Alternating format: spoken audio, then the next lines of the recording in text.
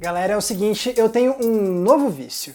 Eu comecei a frequentar um ambiente que eu nunca tinha frequentado antes e agora eu tô vidrado numa nova obsessão. Oi, eu sou o Max Balarezo e há mais ou menos um mês eu comecei a assistir Tokusatsu, que são basicamente séries live action japonesas de super-heróis. Calma, não fecha o vídeo, porque eu sei que muita gente não se interessa por isso. Inclusive, eu mesmo não tinha interesse em Tokusatsu até algumas semanas atrás. Mas agora que eu comecei a assistir essas séries e tô nessa há mais de um mês, eu preciso confessar que eu tô me divertindo muito. Esses programas já viraram parte do meu dia a dia e se tornaram também minhas novas séries de conforto. Então hoje eu quero contar pra vocês como um novato como eu virou obcecado por Tokusatsu em pleno 2023 e dizer por que talvez vocês possam se interessar por essas séries também. Aí eu também vou explicar por que agora é um ótimo momento para entrar de cabeça no mundo do Tokusatsu. Mas antes disso tudo, eu já vou pedir para você deixar o seu like e se inscrever aqui no canal para não perder nenhum dos nossos vídeos. E também te lembro que você está perdendo conteúdos exclusivos que eu preparo para nossa comunidade de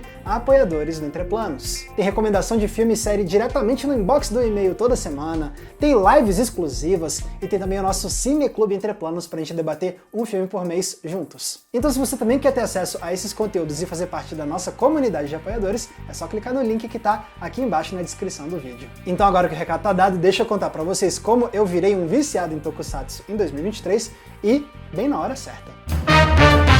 Antes de mais nada, é importante fazer aquela contextualização básica sobre o que é Tokusatsu. De forma bem resumida, esse é o termo usado no Japão para produções audiovisuais que usam efeitos especiais. E por isso tantas séries de super-heróis japoneses se enquadram nessa categoria, já que eles sempre usaram efeitos especiais para mostrar o quão super esses heróis são. Mas na verdade Tokusatsu também envolve outros tipos de história. Por exemplo, filmes e séries com monstros gigantes, como o clássico Godzilla, são tidos também como Tokusatsu. E foi assim que essas produções japonesas também começaram a fazer sucesso em outros países. E um desses outros países foi o Brasil, onde o Tokusatsu fez uma legião de fãs, principalmente nos anos 80 e 90, graças aos Tokusatsus que foram exibidos na TV aberta brasileira. Séries como Changeman, Jaspion, Jiraiya e Kamen Rider Black fizeram muitos fãs brasileiros e são muito queridas até hoje por aqui. Só que esses programas que eu citei fizeram mais sucesso com quem era criança nos anos 80, e eu sou uma criança dos anos 90, então eu não peguei esse bonde. Eu não cresci com Jaspion, nem com Jiraiya, nem com Changeman. Não, a minha introdução ao Tokusatsu foi com outra série, Power Rangers. O que é um caso um pouco à parte, porque Power Rangers não era uma série japonesa, ela era feita nos Estados Unidos. Mas na verdade Power Rangers é uma adaptação de uma das maiores franquias de Tokusatsu de todos os tempos, Super Sentai, que tá no ar desde os anos 70. É de lá que vieram os Changeman, por exemplo. Aí nos anos 90, a produtora americana Saban comprou os direitos de adaptação de Super Sentai, pegou uma das séries mais recentes da franquia, que se chamava Kyoryu Sentai Z-Ranger, trocou os atores japoneses por atores americanos, inventaram uma nova história, reutilizaram cenas de luta filmadas pelos japoneses e assim nasceu o primeiro Power Rangers. Eu era absolutamente fascinado por Power Rangers quando eu era criança. Eles foram o meu primeiro vício de cultura pop, porque eles foram os primeiros super-heróis da minha vida. Por isso, eu passei anos acompanhando todas as temporadas novas de Power Rangers que foram lançadas ao longo dos anos 90 e comecinho dos anos 2000. Eu fui especificamente até Power Rangers Tempestade Ninja. Só que aí nos anos 2000 foi quando eu comecei a entrar na adolescência, aí você entra naquela fase em que você quer se afirmar como um garoto maduro que não vê coisa de bebê, que nem Power Rangers, então eu abandonei Power Rangers naquela época e nunca mais voltei. Aí na adolescência eu fui crescendo, me interessando mais por mangá e anime, e eu também vi que tinha esse negócio chamado Tokusatsu, de onde tinha vindo Power Rangers, mas ao mesmo tempo tinha um monte de personagens e séries japonesas de Tokusatsu que eu nunca tinha ouvido falar até então, como Kamen Rider, Ultraman, Winspector. Só que como isso tudo me lembrava os meus recentemente renegados Power Rangers, eu acabei deixando o Tokusatsu de lado, nem me interessei em me aprofundar neles. E aí os anos foram passando, eu entrei na faculdade, eu saí da faculdade, e em todo esse tempo eu vi que tinha muita gente que nunca tinha abandonado o Tokusatsu. Eu vi que tinha uma galera que continuou assistindo os novos Tokusatsus ao longo dos anos 2000 e 2010. Eu vi gente que tinha criado blogs, podcasts, canais no YouTube, perfis nas redes sociais para falar sobre Tokusatsu. Eu soube de eventos aqui no Brasil que traziam astros do Tokusatsu para os fãs conhecerem, só que eu ficava olhando isso tudo de longe, né, do lado de fora dessa comunidade. Mas eu pensava, pô, que bom que tem gente que ainda curte Tokusatsu, mas eu acho que não é pra mim. Só que essa minha mentalidade do não é pra mim começou a mudar no finalzinho do ano passado. Porque em novembro de 2022, agora há pouco, eu comecei a sentir uma pontada de curiosidade sobre Tokusatsu. Porque eu comecei a refletir sobre como o Tokusatsu sempre foi um ponto cego pra mim dentro da cultura pop.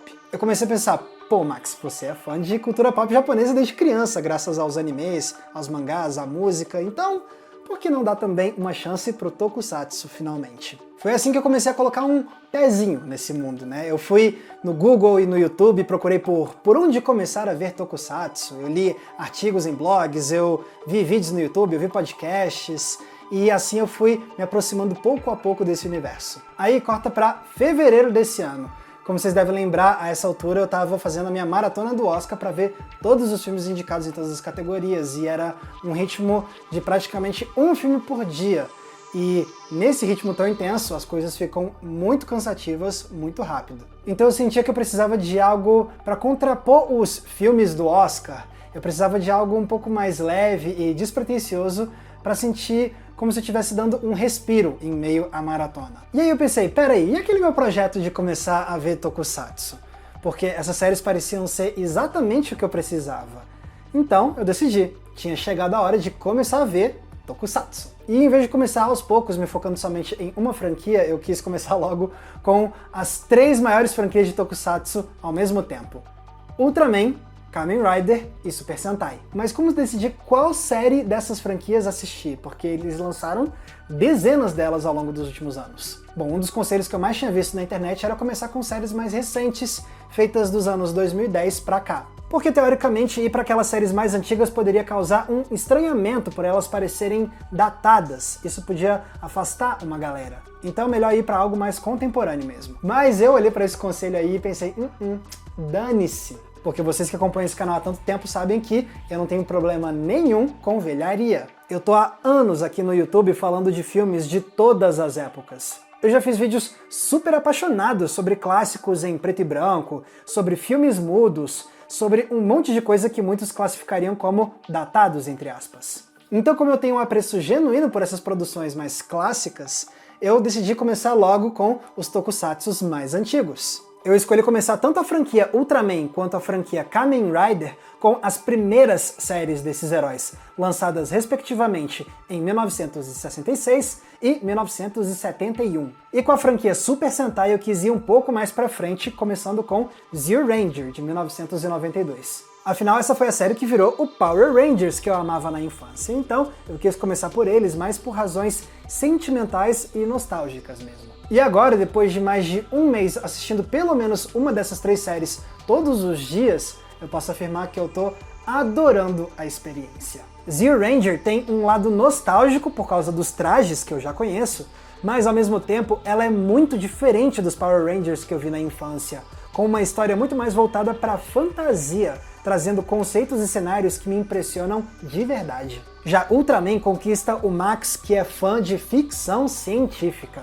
Afinal, o herói é um alienígena que protege a Terra de monstros gigantes que surgem a partir de elementos cósmicos ou de elementos naturais do nosso planeta. Fora isso, essa série tem uns episódios que são visualmente impressionantes, com composições de quadros inusitadas e um esmero na direção de arte que é de encher os olhos. E para fechar tem o Kamen Rider, que dentre as 3 séries talvez seja a que tem o tom um pouco mais maduro. E ela me pega bastante por 2 motivos principais. Primeiro, porque eu adorei o conceito e o design do herói. E segundo, porque essa série claramente tem inspiração no terror. E vocês me conhecem, eu amo terror. Então, por mais que as 3 séries estejam no mesmo barco do Tokusatsu, elas são suficientemente diferentes entre si para me conquistar por razões distintas.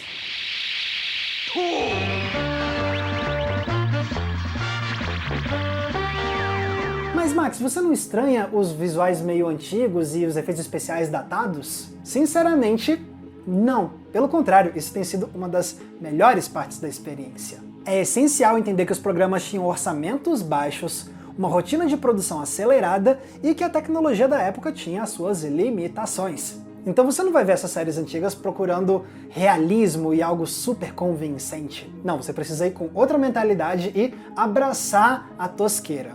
E aí você vai rir muito com esses efeitos especiais e esses trajes antigos. Não porque eles são ridículos, mas sim porque eles são encantadores.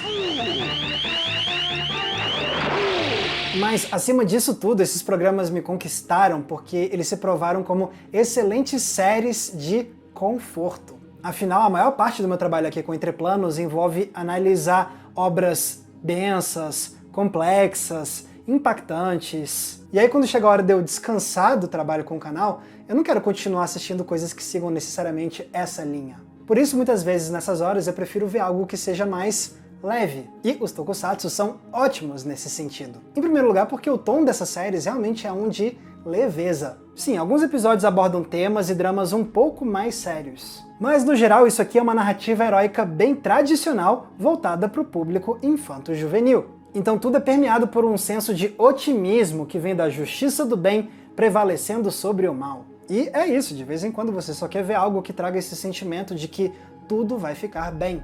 Outro fator que eu quero destacar é a estrutura narrativa episódica. Hoje em dia a gente está mais acostumado a ver séries em que a história vai evoluindo episódio a episódio, com o conflito crescendo cada vez mais e exigindo que você entenda o que aconteceu nos capítulos anteriores. Só que com esses primeiros tokusatsus quase não tem isso. Os episódios costumam ser muito autocontidos e quase não tem tramas que se estendem ao longo de mais de um capítulo. O que é ótimo para quando eu chego no final de um longo dia de trabalho e eu só quero dar play em uma coisa sem me preocupar em ficar montando um quebra-cabeças com a história do seriado como um todo.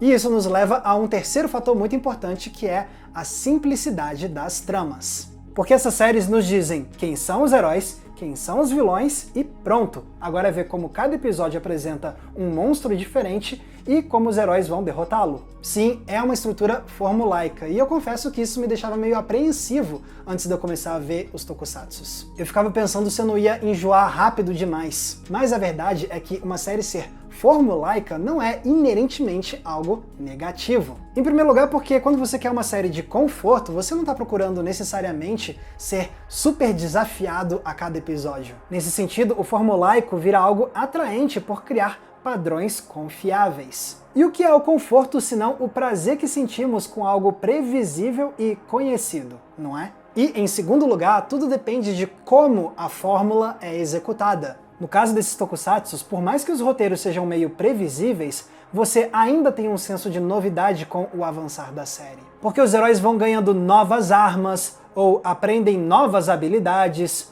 ou então ganham novos aliados no meio da temporada. E, como eu sempre gosto de lembrar vocês, uma obra audiovisual não se resume somente ao seu roteiro. Tem também todos os outros aspectos da linguagem cinematográfica, como a fotografia, a direção de arte, a montagem, o uso do som. Então, mesmo quando as tramas se repetem um pouco, você ainda vai ver episódios que tentam inovar no departamento visual, seja com cenários diferentes, com técnicas de câmera inusitadas, com efeitos especiais que ainda não tinham sido testados. E dessa forma, esses tokusatsus antigos conseguem trazer um bom equilíbrio. Previsíveis o suficiente para criar um senso de aconchego, entre aspas, mas também com novidades constantes para não deixar tudo na mesmice o tempo inteiro.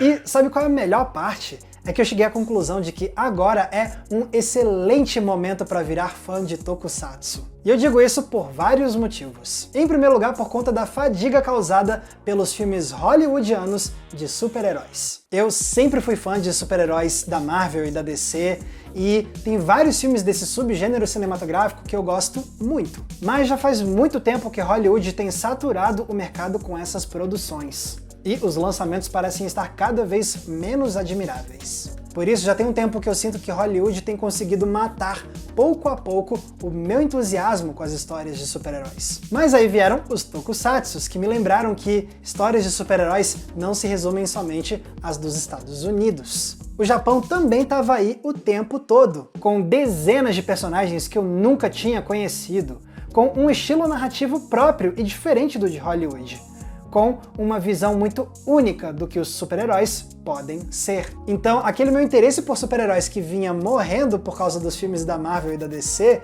foi revigorado por causa dos tokusatsus, para minha enorme surpresa. Segundo motivo para esse ser um ótimo momento para entrar no tokusatsu, um cara chamado Hideaki Anno. Para quem não sabe, esse é o autor de um dos animes mais importantes da história, Neon Genesis Evangelion. E o cara sempre foi fissurado por tokusatsu. Por isso, ao longo dos últimos anos, ele tem lançado filmes que modernizam algumas das maiores franquias de tokusatsu. Primeiro com o excelente Shin Godzilla, que eu já recomendei aqui no canal. Aí, no ano passado, ele lançou Shin Ultraman, que é uma releitura elogiadíssima do primeiro Ultraman. E, algumas semanas atrás, o Hideaki Anno lançou Shin Kamen Rider, um filme que é uma releitura do primeiro Kamen Rider. Então, nesse exato momento, a gente está vendo uma das mentes criativas mais celebradas do Japão dando uma revitalizada nesses clássicos. E aí, os novatos de tokusatsu, como eu, têm duas opções. A primeira é usar os filmes do Hideaki Anno como porta de entrada para o tokusatsu. Afinal, ver um filme intimida bem menos do que mergulhar de cabeça numa série antiga com 50 ou 100 episódios.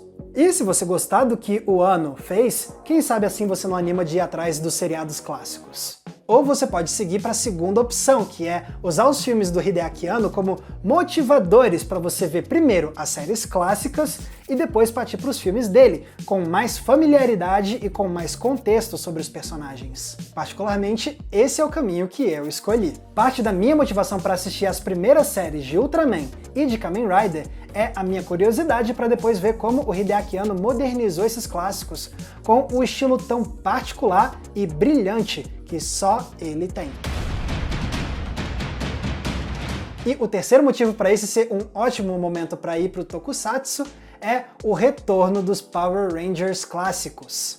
Porque agora, nesse mês, estreia na Netflix o especial de 30 anos da primeira série, que vai trazer de volta vários dos atores da série original e mostrar como eles vão combater a Rita Repulsa, que voltou para ameaçar a Terra. Isso aqui tem tudo para ser uma baita celebração, tanto para quem nunca abandonou o tokusatsu, quanto para quem só viu Power Rangers na infância mesmo e pronto. E eu particularmente tô bem empolgado. Em primeiro lugar, pela nostalgia de rever os meus primeiros super-heróis. E em segundo lugar, porque é quase poético. Bem na hora em que eu me vicio em tokusatsu, eles lançam um especial para celebrar o programa que despertou o meu interesse por essas séries tantos anos atrás. Parece ser a cereja do bolo perfeita para esse meu retorno ao tokusatsu. Don't worry, you saved the world before.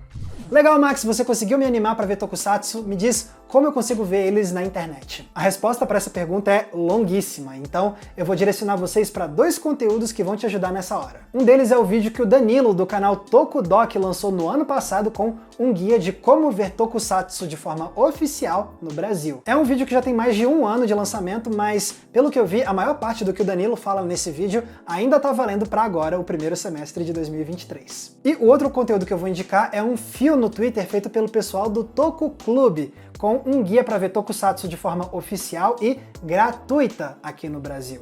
Eu tô deixando os links desses dois conteúdos aqui embaixo na descrição do vídeo para vocês verem depois. Ah, mas Max, eu quero saber quais são as suas recomendações para quem quer começar a ver tokusatsu. Bom, como deu para ver por esse vídeo, eu não sou a pessoa mais qualificada para fazer isso, porque eu também sou um novato. Eu decidi começar com essas séries bem antigas, porque eu sinto que isso funciona para mim e foi uma ótima porta de entrada. Mas se você quiser seguir esse caminho, você tem que estar com essa mente aberta para ver coisas antigas. Agora, caso você queira ver coisas mais recentes, aí você vai ter que ir atrás de indicações feitas por pessoas veteranas do tokusatsu que vão te guiar bem melhor do que eu. Mas é fácil, aqui mesmo no YouTube você pode pesquisar por onde começar a ver tokusatsu e vai aparecer vários vídeos com indicações. Com certeza vale a pena você dar essa pesquisada.